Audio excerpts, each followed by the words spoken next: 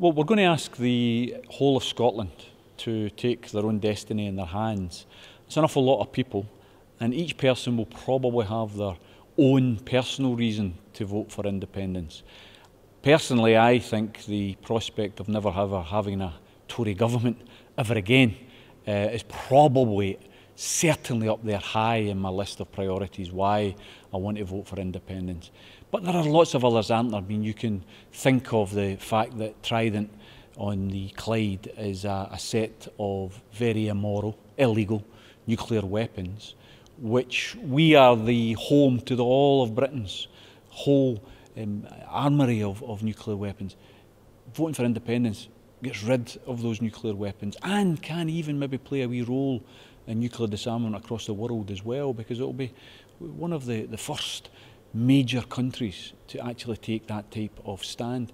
You've then got the prospect, haven't you, of a new country that puts the fight against inequality at the top of the agenda, instead of what you've got just now in relation to the condemned millionaires who couldn't give a damn about inequality. In fact, as Boris used to, or has recently said in London, we should glory in inequality, him mimicking his hero Mrs Thatcher, who said that way back in 1991.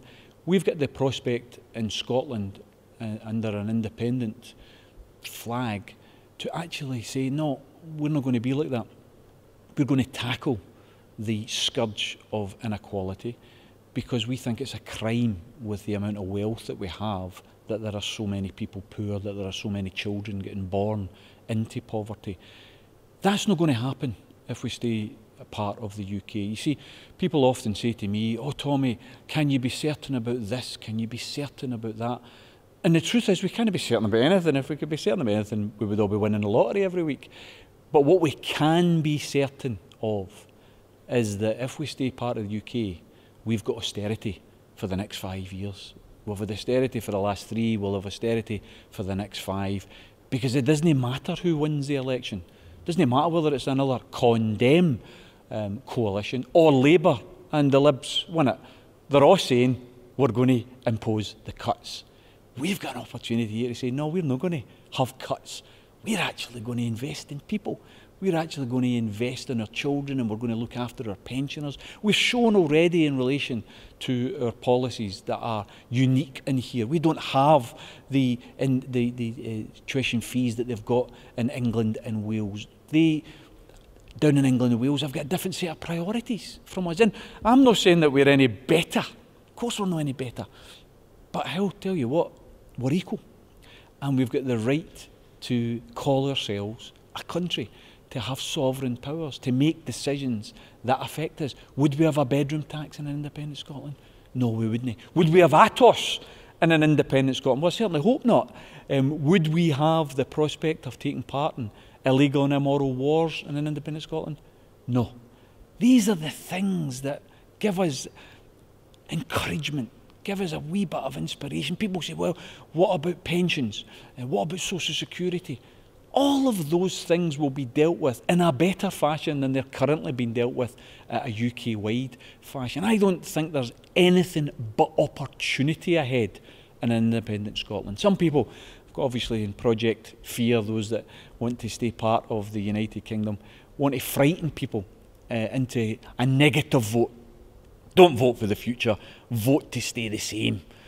Well, see, if you're happy with the way things are, maybe you are going to vote to stay the same. But I'm not happy the way things are. I think we could do a lot better.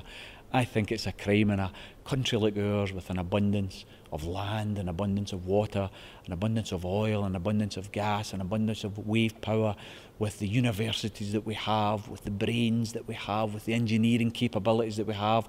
We've got all of that, and yet 1/3 of our pensioners are poor. 1/4 of our children are poor. That's not good enough. You look across the water to the Norways and the Finlands and the Swedens. You look at the Norway child poverty at something like 4% compared to over here, we're looking at 20%. You look at poverty as a whole, 5.6% in Norway, 12.8% in the UK. That's not what I want.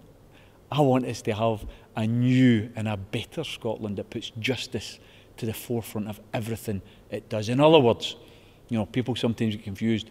Oh, I'm not going to have independence because I don't support the SNP. Well, I don't support the SNP either. This isn't about whether you support the SNP. This is about whether you support an independent Scotland. This is about whether you have got the courage to say that we can take our own decisions. And yeah, make mistakes.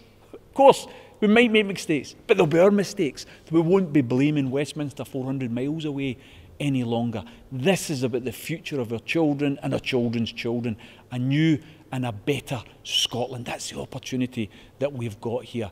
And I just hope that people have got that courage come September 18th to actually say, hey, you know what? We can stand on our own 2 feet.